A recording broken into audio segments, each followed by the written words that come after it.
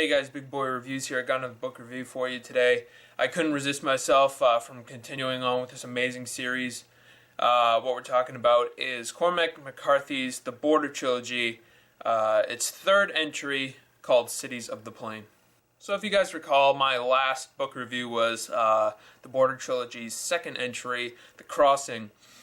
And I just had to go on to the conclusion book of the series. And I was not disappointed at all.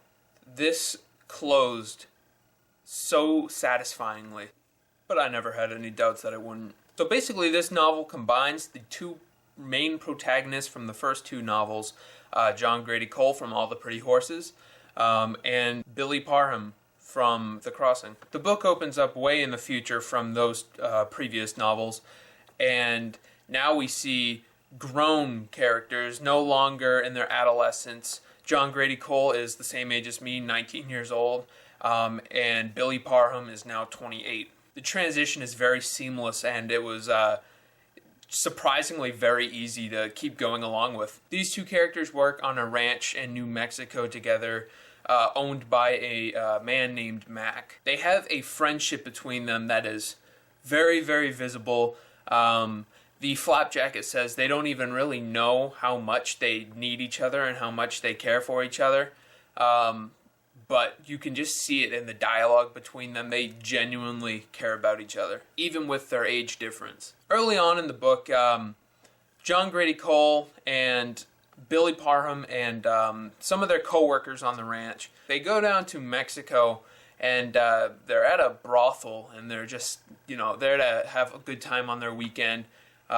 Get a couple drinks, and John Grady Cole sees a woman or a girl across the room, very, very attractive to him, and he basically falls in love with her at first sight. Soon you actually find out that she's a Mexican prostitute owned by this pimp named Eduardo. And if you've read All the Pretty Horses, you know that John Grady Cole is kind of a ladies' man. He kind of falls for pretty much everything. And that is just what he does with this Mexican prostitute. He falls in love with her, and the whole book is Billy basically trying to get him to not fall in love with her, trying to veer him away.